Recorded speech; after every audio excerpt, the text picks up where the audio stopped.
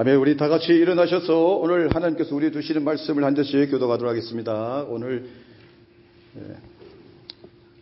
나누길 원하는 말씀은 구약성경 열왕기상 21장 1절에서 7절 말씀입니다. 우리 함께 교독합니다. 이스라엘 사람 나봇에게 이스라엘에 포도원이 있어 사마리아의 왕 아합의 왕궁에서 가깝더니 아합이 이르되 내 포도원이 내 왕궁 곁에 가까이 있으니 내게 주어 채소밭을 삼게 하라. 내가 그 대신에 그보다 더 아름다운 포도원을 내게 줄 것이요 만일 내가 좋게 여기면 그 값을 돈으로 내게 주리라. 나봇이 아합에게 말하되 내 조상의 유산을 왕에게 주기를 여호와께서 금하실지로다 하니 이스라엘 사람 나봇이 아합에게 대답하여 이르기를 내 조상의 유산을 왕께 줄 수 없다 하므로 아합이 근심하고 답답하여 왕궁으로 돌아와 침상에 누워 얼굴을 돌리고 식사를 아니하니 그의 아내 이세벨이 그에게 나와 이르되 왕의 마음에 무엇을 근심하여 식사를 아니하나이까? 왕이 그에게 이르되 내가 이스라엘 사람 나봇에게 말하여 이르기를 내 포도원을 내게 주되 돈으로 바꾸거나 만일 내가 좋아하면 내가 그 대신에 포도원을 내게 주리라 하니 그가 대답하기를 내가 내 포도원을 내게 주지 아니하겠노라 하기 때문이로라. 우리 함께 하겠습니다. 그의 아내 이세벨이 그에게 이르되 왕이 지금 이스라엘 나라를 다스리시나이까? 일어나 식사를 하시고 마음을 즐겁게 하소서. 내가 이스라엘 사람 나봇의 포도원을 왕께 드리리다 하고 아멘. 우리 다 같이 앉으시겠습니다. 함께 기도합니다. 하나님 아버지 감사합니다. 우리에게 하나님의 말씀을 들을 수 있는 귀를 주시고 묵상할 때마다 주의 음성이 내게 함께 하심을 감사를 드립니다. 살아가면서 주의 말씀이 있다는 것이 얼마나 큰 위로가 되고 또 힘이 되고 용기가 되는지 모릅니다. 소망이 없는 세상에 또 결국 망할 수밖에 없는 이 땅에 주님이 나의 소망이 되셔서 말씀으로 이끌어 주시며 영원한 삶을 허락하시며 새 소망을 주시며 그것을 붙들고 살아가게 하심을 감사를 드립니다. 오늘 그 마음을 다하여 주님 앞에 나아갑니다. 하나님 아버지 우리의 영혼에 귀를 열어주셔서 하나님의 말씀이 내게 교훈으로 자리하게 도와주시옵시며 또 생명의 능력이 되어서 세상 가운데 위로가 되고 소망이 될 수 있도록 함께하여 주시옵소서. 감사하며 예수님의 이름으로 기도드리옵나이다. 아멘. 오늘 열왕기상 21장인데요. 통치 영역이라는 제목을 가지고 함께 은혜를 나누고자 합니다. 예배를 시작할 때는 몇 분 안 계셨는데 비를 뚫고 빛 사이로 막가 유명한 사람이 있는데 일본에 가면 마치 그런 분들처럼 이렇게 비를 뚫고 오셔서 하나님께 예배함이 또 하나님이 기뻐하시리라 믿습니다. 호렙산에서 내려온 엘리야는 말씀에 순종하여 엘리사를 후계자로 세우게 됩니다. 그리고 난 다음에 주변에 있었던 아람 나라와 북이스라엘 간에 두 차례 전쟁이 일어나게 됩니다. 그런데 저번에도 우리가 살펴봤지만 이렇게 우상을 섬기며 하나님을 따르지 않는 아합에게 이상하게도 하나님께서는 도와주신다라는 것입니다. 전쟁에서 전에도 그가 이세벨에 의해서 우상을 섬기며 분별력을 잃고 살아가고 있던 그에게 전쟁이 일어나서 위기 가운데 있을 때에 그가 하나님을 찾을 때에 하나님께서 그에게 승리를 가져다 줌을 보게 됩니다. 그런데 이 본문 직전에도 아람 나라와 두 분의 전쟁에서 승리를 하게 됩니다.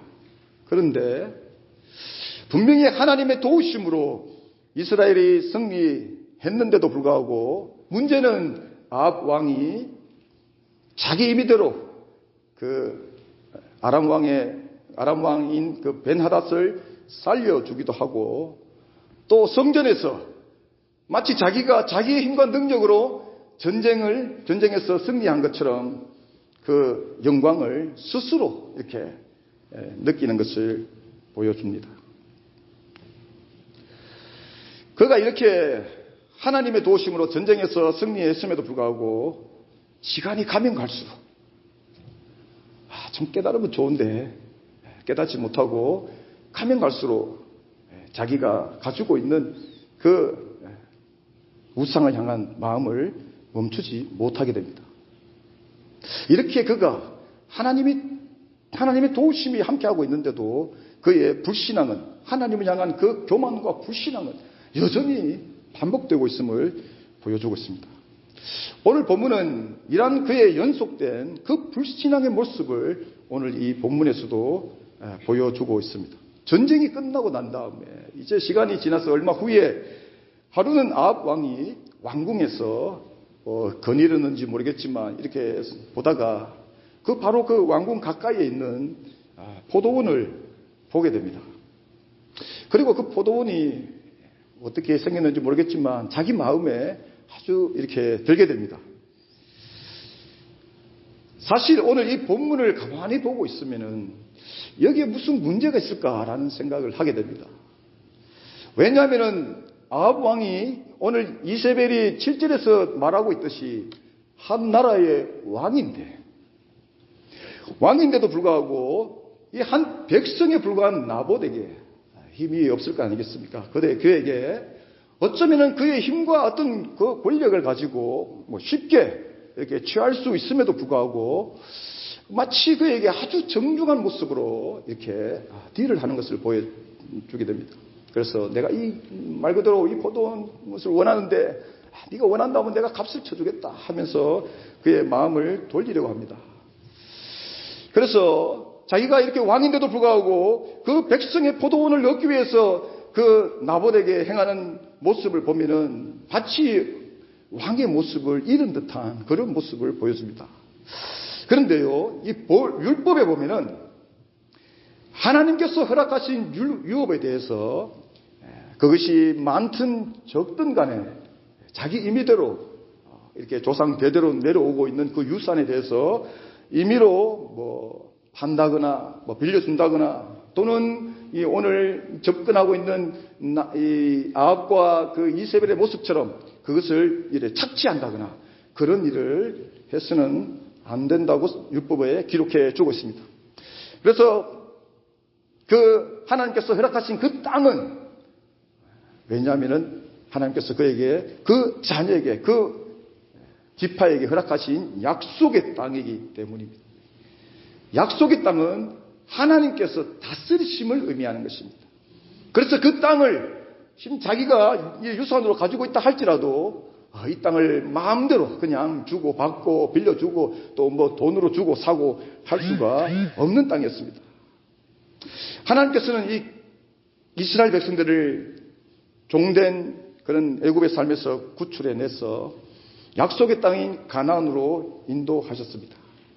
그래서 그 기나긴 40년의 광야길 동안 하나님은 그들에게 불기둥과 구름기둥으로 인도하시며 끝까지 그 약속을 지키십니다.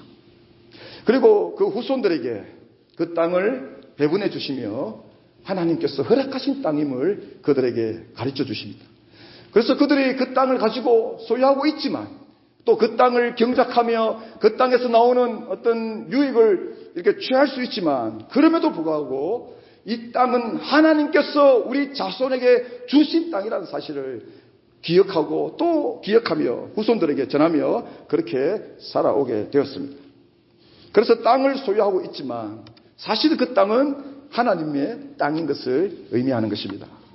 이렇게 기업으로 주어진 땅은 그 누구도 마음대로 할 수가 없었는데 그런데 지금 이 아합 왕이 좀 힘없이 보이는 그 백성에게 나봇에게 가서 그 누구보다 이 사실을 이 율법을 잘 알고 있었음에도 불구하고 이 불법을 지금 행하고 있다라는 것입니다. 하나님의 율법을 하나님의 말씀을 지금 그가 무시하고 있음을 보여주고 있습니다. 이 장면을 보면서 사울 왕을 연상케 합니다. 하나님께서 사울 왕을 처음으로 세우실 때에 그에게 말씀하십니다. 비록 네가 왕으로 세워지지만 그러나 그 왕 또한 하나님의 백성으로서 하나님의 통치 안에 있음을 기억하라고 말씀해 주십니다. 그러나 처음에 이 사울 왕이 참 그 성경에 기록한 대로 너무나 이 신실하고 키도 크고 잘생기고 멋지고 참 이래 참 믿음으로도 하나님께 인정받을 수 있는 그런 신실했던 사울이 왕이 되고 난 뒤에 시간이 지나면 지날수록 그 왕권에 대한 통치력에 대한 통치에 그런 집착에 빠져서 결국 하나님의 통치를 이 백성이 하나님의 백성임을 또 자신 또한 왕임에도 불구하고 하나님이 자기를 다스리고 계심에 대한 그런 인정하지 않고 망각하게 됩니다. 잊어버리게 됩니다. 그래서 성경은 그의 마음을 가리켜서 그가 하나님을 버렸다라고 성경은 기록해주고 있습니다. 이렇게 여러분 약속의 땅이라고 하는 것은 하나님의 통치가 있는 영역을 의미합니다. 하나님께서 저와 여러분을 불러주셔서 이 삶의 시간을 주셨는데 여러분 이 삶이 하나님께서 우리를 통치하시는 시간임을 주의 이름으로 믿을 수 있기를 주님의 이름으로 축원드립니다. 그런데 우리 삶을 가만히 보면은 하나님의 통치를 내 삶이 하나님 것이라는 사실을 인정한다는 것이 얼마나 어려운지 모릅니다. 우리가 사울을 정죄하고 오늘 나오는 이 아합을 정죄하고 있는데 어쩌면 우리 삶 가운데도 이게 하나님 앞에 한번 예배 드리는 것으로 그것으로 막 인정하는 것으로 그냥 퉁치고 내가 누리는 이 삶은 전부 나의 것입니다. 나의 시간입니다. 하나님을 생각할 시간이 어디 있습니까? 내가 지금 누리기에도 바쁜데 어쩌면 우리 삶은 오늘 이 아합처럼 또는 사울 왕처럼 하나님을 기억하지 못하는 하나님께서 저와 여러분을 택하여 주신 이 삶의 시간에 대한 의미를 망각한 채 우리가 살아가고 있다는 것입니다. 그래서 오늘 본문에 나오듯이 어떤 땅은 하나님께서 주신 땅이 이 아합이 섬기는 그런 누리는 그런 왕궁 같은 그런 호화스러운 땅일 수도 있고 또 어떤 땅은 이 나봇의 포도원처럼 왕궁에 비하면 좀 초라할 수 있는 그런 땅의 모습일 수가 있습니다. 그럼에도 불구하고 중요한 의미는 뭐냐면 모든 땅이 나봇에게 있는 땅도 또 예를 들면은 참 보잘것없이 살아가는 그 백성이 딛고 있는 땅도 또 왕궁도 어디든지 하나님께서 약속하신 하나님께서 통치하시는 땅의 의미를 가지고 있다라는 것입니다. 그래서 이것은 아합이 왕이라 할지라도 그가 어떤 권력을 가졌다 할지라도 힘없는 백성의 땅을 마음대로 그가 품거나 취해서는 안 된다라는 것입니다. 자, 여기서 우리가 이 설교를 들으면서 막 아합을 정죄합니다. 많이 하게 되는데 우리의 삶이 하나님의 것이라는 이 사실을 정말 우리가 하나님 앞에서 인정하며 살아갈 수 있는 그런 모습이 무엇인가? 우리가 지금 예배만 드리면 잊어버리는 심지어 어떤 경우에는 예배하면서도 하나님이 나에게 허락하신 이 약속의 땅 다시 말하면 하나님께서 허락하신 이 삶의 시간인데도 불구하고 이 시간조차도 내가 원하는 대로 내 마음이 주장하는 대로 하나님을 섬기고 살아가고 있는데 어떻게 하면은 그러면은 하나님을 인정하고 하나님이 내게 허락하신 이 삶이라는 것을 기억하고 살아갈 수 있을까? 사람에게 있어서 저는 그렇게 생각합니다. 가장 참 이게 안타까운 또 때로는 아주 그 못된 그런 버릇이 있다면 저는 이 비교를 통해서 가지는 우월의식이라 생각합니다. 아마도 여기 계신 여러분들 지금 여러분들의 속마음을 제가 다 알 수는 없지만 우리 마음을 다 보여주고 있지는 않으시지만 마음 깊은 곳에는 본능적으로 만나는 사람마다 말하지 않아도 알아요처럼 만나면 본능적으로 반응하는 것입니다. 이 사람이 내보다 잘났는가? 이 사람이 내보다 능력이 있는가? 심지어 이 신앙생활 가운데서도 말하지 않아도, 말은 안 해요. 말하면 바보 되잖아요.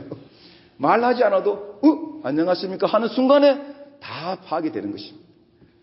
내 마음 비교하고, 비교해서 조금 나은 것 같으면 웃지라 해줍니다. 여유를 가집니다. 상대적으로 좀 그러면은 약간 좀 위축됩니다. 소침해집니다.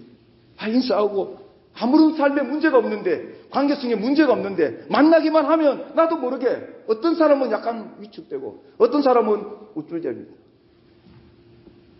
그 모습 다 가지고 있잖아요. 그래서 우쭐대는 관계성을 좋아하게 되는 것입니다. 여기서는 약간 소침해지고 이러면 괜히 이 사람은 지금 인격에 아무런 문제가 없는데, 삶에 아무런 문제가 없는데, 심지어 나와의 관계에서도 아무런 이 브로큰 될 수 있는 내용들이 아무것도 없는데도 불구하고 괜히 좀 저쪽에 가서 살아요. 이런 모습을 가지고 있다는 것입니다. 저는 보기에 서울 사람 같지만 울릉도 사람입니다. 좀 웃어주세요. 하하하 웃으셔야 됩니다. 제가 자꾸 서울 사람이라서 오해를 하시는 분이 계시는데 울릉도 사람입니다. 요즘 울릉도가 하도 욕을 많이 먹고 있어서 숨기고 싶지만 그래도 어쩔 수 없이 울릉도 사람입니다. 근데 제 처가는 서울인데 알고 보니까 강원도 영월 토교인가 띄엄띄엄 떨어져 있는 동네에서 그런 시골이 처가에 본 적이었습니다. 그래서 처음에 아내를 만나서 식사하기 위해서 인사하러 갔을 때에 가보니까 솔직히 저희 집보다 우리 집에 아무리 그래도 저희 집 별로 비교해가지고 이게 잘 사는 집이 아니었습니다. 그래서 나름대로 의기양양하게 갔는데 근데 사람들이 저를 별로 좋아하지 않는 거예요. 분위기가 별로 좋지 않았습니다. 왜냐하면 제가 늦게 신학교를 가서 공부를 하고 있는데 아무것도 가진 게 없어요. 아무것도 해줄 게 없어요. 만날 때마다 저를 만나는 사람이 돈을 내고 아무것도 할 수가 없었습니다. 그런데 제 마음 가운데는 자신감만 충만히 있었습니다. 그래서 그래 이분들이 왜 그런가 이렇게 생각했더니 나중에 보니까 참 팔이 안으로 굽는다고 저는 너무 없어 보이는데 비교해 보니까 제 아내는 훨씬 더 이렇게 좋게 보고 있었던 것입니다. 그래도 여러분들이 저를 아시다시피 저는 어디 가든지 기가 죽지 않습니다. 그럼에도 불구하고 길을 살려서 첫 인사할 때에 밥을 3그릇 먹었습니다. 그래서 씩씩하게 밥을 먹었는데 잘 보이려고 그런 것이 아니라 여기서 배를 채워야 된다 생각에 밥을 주는 대로 먹다 보니까 3그릇이나 먹었습니다. 지금 생각하면 저를 참 마음에 들지 않았을 텐데 그런데다가 마음에 들지도 않는 사람이 밥을 3그릇이나 먹고 있는 모습을 보면 얼마나 기가 차하셨을까라는 생각을 이제야 하게 됩니다. 만약에 그때 알았으면 다시는 안 갔겠죠. 근데 몰랐기 때문에 지금 결혼하고 사는 것입니다. 지금도 저는 자신감 하나로 살아가고 있습니다. 그 누가 제 앞에 온다 할지라도 이 자신감은 잃어버릴 수가 없습니다. 이것은 다른 의미가 아니고 주님께 가까이 가면 갈수록 자신감을 잃을 이유가 하나도 없습니다. 오늘 여기에 나오는 아합 왕이라 할지라도 사울 왕이라 할지라도 그 자리가 하나님을 어떻게 바라보느냐, 하나님의 말씀에 대해서 어떻게 생각하고 있느냐에 따라서 인생이 변하게 됩니다. 비록 나봇처럼 포도원 하나를 유산으로 가지고 있다 할지라도 어쩌면 더 못한 그런 상황에 있다 할지라도 그 백성 가운데 그 사람 가운데 하나님의 말씀에 대하여 하나님에 대하여 어떠한 권위를 가지고 있는가, 말씀에 대한 권위를 어떻게 가지고 있는가에 따라서 그 삶은 다르다라는 것입니다. 여러분, 이것을 우리가 볼 수 있어야 됩니다. 예수 믿는다는 것은 다른 것이 아니에요. 예수 믿는다는 것은 가치를 변화시키는 삶을 말하는 것입니다. 예수 믿고 사는데도 불구하고 제가 앞에서 말씀드린 대로 사람을 만나기만 하면은 그런 세상이 가지고 있는 조건들 때문에 기뻐하고 우쭐대고 하고 있다면은 여러분, 여전히 어쩌면은 저와 여러분의 마음속에는 그만큼의 아직 예수 그리스도가 자리하고 있지 않음을 보여준다라는 것입니다. 왜냐하면 아직도 여전히 예수보다는 내가 가지고 있는, 기존에 가지고 있었던 그 가치가 훨씬 더 소중하기 때문에 이것을 놓칠 수가 없기 때문에 예수 안에서 이렇게 누리는 삶도, 심지어 하나님 앞에 예배하면서도 내 마음이 하나님 향하는 이 마음이 무엇 때문에 내가 지금 감사하고 있고, 무엇 때문에 내가 지금 기뻐하고 있고, 무엇 때문에 내가 지금 힘들어하고 있는가를 보았을 때에 무엇이 나를 다시 말하면 통치하고 있는가, 그것을 보여준다라는 것입니다. 그래서 주님 앞에 왔을 때는 속일 수가 없는 거예요. 우리가 이쁜 모습으로 하나님께 노래하며 예배한다 할지라도 이미 지금 나의 마음이 누가 통치하고 있는가, 무슨 어떤 조건이 나를 통치하고 있는가에 따라서 이미 예배는 결정되게 된다라는 것입니다. 왜 그러냐면 예배는 하나님의 통치하심을, 완전하신 통치하심을 인정하는 시간이 되기 때문입니다. 그런데 하나님을 인정하지 않는데, 하나님의 통치를 인정하지 않는데 어떻게 하나님께서 그 예배를 기뻐하시며 예배를 받는다는 것은 지금 이렇게 매치가 되지 않는다라는 것입니다. 신앙생활 가운데 우리가 자주 실수를 범하는 모습 중에 하나는 다른 사람의 삶을 통치하고자 하는 경향이 있습니다. 무슨 말씀입니까, 목사님? 내가 누구를 통치합니까? 이게 통치하다가 큰일 나게. 우리가 때로는 이 권면을 많이 하게 됩니다. 잘 보십시오. 오늘 잘 한번 생각해 보시기 바랍니다. 이게 모양으로는 그 모습으로 보는 이렇게 사랑을 담아서, 마음을 담아서 권면하고 있는 것 같습니다. 저분이 저 사람을, 저 영혼을 품고 저런 마음으로 저렇게 권면하고 있구나. 그래서 우리가 볼 때는 참 이게 저분은 저분에 대해서 권면 받는 사람에 대해서 참 이렇게 진심으로 마음을 품고 있구나, 이렇게 생각을 하게 됩니다. 하지만 여러분, 권면이라는 그 이름으로, 권면이라는 이름으로 그 영혼에 대해서 통치하고자 하는 마음이 있지 않습니까? 여러분, 이 사람이 만약에 나의 통치권 안에 들어올 수 없는 사람이라면 그 사람한테 권면할 수 있을까요? 거지가 부자에 가서 좀 이렇게 이렇게 하시면은, 이렇게 열심히 하시면은 잘 될 겁니다, 이 권면이 들어올까요? 그렇지 않다라는 것입니다. 권면하는 그 마음 속에는 이미 내 마음에 이미 내보다 더 연약한 그런 내용이 이미 들어와 버렸어요. 그래서 권면이 어쩌면은, 자칫하면 이 권면이 위험한 것이 그 사람을 낙인찍히게 만드는, 정죄시키는 그런 결과를 낳기도 한다라는 것입니다. 그래서 권면할 때 여러분 정말 조심하셔야 됩니다.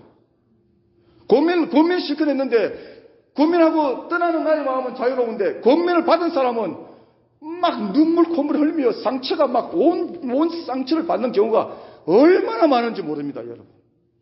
왜 상처를 받을까요? 주의 이름으로, 주의 마음으로 찾아가서 권면했는데, 아픔을 권면했는데, 지금 어려운 상황을 권면했는데, 괴롭고 힘든 상황을 힘내라고 권면했는데, 권면한 사람은 의기양양해서 집에 가는데, 권면받은 사람은 온 막 상처 두성에다가 막 이렇게 글자 내용은 권면인데 왜 상처가 자리하고 있을까요? 정죄했기 때문입니다. 권면의 이름으로 그 사람을 막 정죄한 것입니다. 그러다 보니까 사람을 살리는 권면이 아니라 오히려 사람을 죽여버리는, 소망을 잃게 만드는 그런 내용으로, 모습으로 자리하게 된다는 것입니다. 오늘 이 아합처럼 자칫하면은 하나님의 비록 보잘것없는 나봇이지만 그 또한 하나님의 통치 아래에 있는 그런 삶을 살아가고 있었고, 자신 또한 하나님의 통치 아래서 하나님께서 허락하신 약속의 땅에서 그 은혜를 누리고 통치 아래에 있음에도 불구하고 망각하게 된 거예요. 그러다 보니까 그 포도원을 보면서 저것을 내 소유로 삼아야 되는데 라는 마음이 들게 되었다라는 것입니다. 여러분, 우리 삶의 모든 영역에는 하나님의 통치하심이 있음을 기억할 수 있기를 바랍니다. 그래서 여러분, 고민하실 때 조심하셔야 돼요. 자신의 마음을 돌아보셔야 돼요. 자신의 지금 무엇 때문에, 무슨 마음으로, 어떤 의도로, 어떤 목적으로, 무엇을 누리기 위해서 혹시 이 고민을 통해서 이렇게 막 좀 우쭐대고 싶은 그런 자신을 돌아보지 않게 되면요, 거의 모든 고민이 그 사람을 정죄하는 내용으로 주어지게 됩니다. 여러분, 정죄는 그 사람에 대한 하나님의 통치를, 왜 정죄가 무섭냐면 그 사람에 대한 하나님의 통치를 자기 임의로 지금 아합이 자기 임의로 지금 행하고 있듯이, 사울 왕이 자기 임의로 왕이 되었지만 하나님의 통치 아래 있음을 기억해야 되는데 자기 임의로 하나님이 세워가시는 다윗을 죽이려고 했듯이, 그러한 하나님의 통치를 무시하고 침범하는 행위가 될 수 있다라는 것입니다. 솔직히 우리가 우리 스스로 삶을 돌아봤을 때에 누구를 권면한다는 것이 얼마나 민망한 것이에요, 여러분. 누가 누구를 권면합니까, 솔직히. 나도 주님 앞에서 살아가기가 급급한 인생인데, 하나님의 말씀 하나 순종하고 지키기가 급급한 인생인데, 그런데 희한하게도 우리 눈에는 권면하고자 하는 사람들이 이렇게 잘 보인다는 것입니다. 그때에 그 마음을 살펴야 돼요. 권면 아닙니다, 여러분. 권면 아니에요. 누구를 정죄할 것인가? 나의 힘으로, 내가 가진 힘으로, 내가 가진 이렇게 남들보다 조금 한 것으로 누구를 정죄할 것인가? 살피고 있는 거예요. 믿음 없음을, 연약함을, 모자람을, 지식 없음을 자기가 가진 것으로 정죄하는 것입니다. 그래서 좀 더 아는 것으로 권면한답시고 정죄하는 것입니다. 영혼을 죽이는 일이에요. 여러분, 그런 자리에 서지 마시기 바랍니다. 하나님의 통치를 무시하는 거예요. 하나님의 통치를 그 영혼에게 자기의 통치를 드러내는 모습이 된다라는 것입니다. 여러분, 하나님의 통치 영역을 침범하는 것은 죄입니다. 그래서 나중에 이 아합이 망하게 되는 거예요. 그 보잘것없잖아요. 나봇 그 포도원 오늘 지금 아합이 말하잖아요. 내가 이 값을 치르겠다. 다시 말하면 네가 원하는 대로, 내가 왕인데 네가 원하는 대로 막 그냥 원하는 대로 다 주겠다. 여러분, 지금 이것이 아합이 물건을 사고 땅을 사고 파는 문제가 아니에요. 하나님의 말씀을 잃어버리니까 하나님의 영역을, 하나님의 그 통치 영역을 지금 침범하고 있는 그런 모습으로 이렇게 행하고 있다라는 것입니다. 이 모습을 오늘 아합이 보여주고 있습니다. 여러분, 어쩌면은 지금 예배하고 있는 이 시간조차도 우리 스스로 이 시간을 하나님 앞에 드립니다. 예배합니다. 시간을 드립니다. 이렇게 말은 고백하지만 이 시간은 어쩌면은 우리 스스로 이 시간을 통치하고 있을 수가 있습니다. 분명 예배는, 그 모습으로 분명 예배는 하나님께 지금 드리고 있는데 받는 거 아니잖아요. 받는 거 있어요. 제가 드리잖아요. 하나님 앞에 찬양을 드리고 예배를 드리는데, 그런데 이 예배 시간이 어쩌면 이 시간도 나의 통치 아래, 하나님을 나의 통치 아래 두기를 원하는 마음으로 예배하고 있을 수가 있다라는 것입니다. 여러분, 예배라는 것은 분명 나의 삶 가운데 일하신 하나님의 통치하심을 인정하는 마음으로 하나님 앞에 나아가는 것을 의미합니다. 그런데도 불구하고 매번 예배를 드릴 때마다 이 시간이 하나님 앞에 드리지는 못하고, 이 시간이 나의 마음이 주장하는, 내 마음이 그냥 주장하는 대로 하나님 앞에 나아가는 것이에요. 찬양 가운데서도 하나님께 드리는 그 마음을 잃어버리면 다 자기 마음을 주장하는 내용이 됩니다. 그래서 어쩌면 이 예배가 우리가 자칫하면은 올무에 넘어지는 범하는 그런 시간이 될 수가 있다라는 것입니다. 오늘 이 시간에 나의 신앙의 삶이 정말 주님을 섬긴다 하면서도 정말 그분의 통치 영역을 얼마나 많이 침범하고 있는지 볼 수 있기를 바랍니다. 여러분, 우리는 하나님의 통치가 필요한 사람인 줄로 믿습니다. 누가 누구를 통치할 권한이 없어요. 아무리 왕이라 할지라도, 아무리 힘없는 백성이라 할지라도 그 삶의 영역을, 하나님의 영역을 침범해서는 안 된다라는 것입니다. 우리 삶 가운데 신앙생활 하면서 서로 주님의 이름으로 살아가지만 정죄하지 마시기 바랍니다. 정죄하는 순간에 우리는 하나님의 통치를 우리 스스로 무시하고 나의 통치를 나타내는 모습이 됩니다. 오늘 또 그분의 통치가 없으면 우리는 살 수 없는 존재인 줄로 믿습니다. 우리가 알든 모르든 느끼든 못 느끼든 많은 부분에서 하나님의 이 나를 통치하시는 이 영역을 무시하고 내가 주장하는 대로 살아가고 있음을 여러분 볼 수 있기를 바랍니다. 그래서 우리가 하나님의 말씀을 기억한다는 것이 얼마나 중요한지 모릅니다. 마음 내키면 말씀을 보고 하죠. 바쁜데 무슨 말씀을 봅니까? 일주일에 한 번 예배 드리기도 힘든데 여러분 그렇게 생각하지 마시기 바랍니다. 있잖아요. 이게 말씀을 본다는 이것은 그냥 글을 읽는 의미가 아니에요. 말씀을 읽는다고 하는 것은 내 삶이 하나님의 조명을, 하나님의 통치 아래 있음을, 그 하나님의 조명을 받기를 원합니다라는 고백이 있다라는 것입니다. 그래서 말씀이 없으면 나는 오늘 또 넘어질 수밖에 없습니다. 하나님, 비록 내가 이 말씀을 이렇게 순종하지 못한다 할지라도 나의 삶은 하나님의 것임이고 하나님의 통치 아래 있습니다라는 그런 고백이 바로 하나님의 말씀을 보는 것이에요.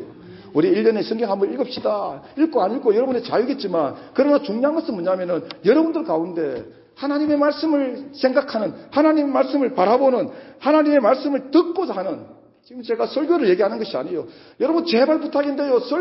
여러분 설교에 빠지지 마시기 바랍니다. 아무리 훌륭한 그 목사님의 설교를 할지라도 설교에 빠지지 마세요. 설교 100편보다도 눈에 강조하지만 오늘 성경을 펼쳐서 하나님이 내게 주시는 음성, 하나님이 내게 주시는 그 세미한 음성 한마디가 훨씬 더 생명력이 있습니다. 훨씬 더 직접적이다라는 것입니다. 우리가 마치 주사 맞듯이 자꾸만 이렇게 설교에 자꾸만 이렇게 오늘날 세상이 그렇게 유혹을 하고 있는데 그렇게 넘어가지 마세요. 매일 매 순간 나는 오늘 또 하나님의 말씀에 귀를 기울입니다. 그것이 바로 하나님의 통치를 인정하는 삶이에요. 입으로만 하지 마시고 나 하나님 인정합니다. 하나님 예배합니다. 주님의 이름을 섬깁니다. 아니에요, 여러분. 하나님의 말씀을 듣기 싫어하는데 어디에 여러분 그 열심히 통치를 의미하겠습니까? 그 어떤 예배가, 찬양이 하나님의 통치를 의미하겠습니까? 가장 우리 신앙의 삶에 하나님을 인정하는 모습은 하나님의 말씀에 귀를 기울이는 것입니다. 하루에 한 절이라도 괜찮아요. 어쩌면 이 말씀이 나와 상관없을 수도 있어요. 그렇지만 중요한 것은 내 영혼이 내 영혼의 아버지 되신 아버지의 음성에 오늘 또 귀를 기울입니다. 아버지의 통치를 받기를 원합니다. 이 중심 가운데 하나님이 저와 여러분에게 찾아오시게 되는 줄로 믿습니다. 저와 여러분의 삶이 하나님의 이런 통치 아래서 그 은혜를 누리며 하나님이 인정하는 삶이 되시기를 주님 이름으로 축원드립니다.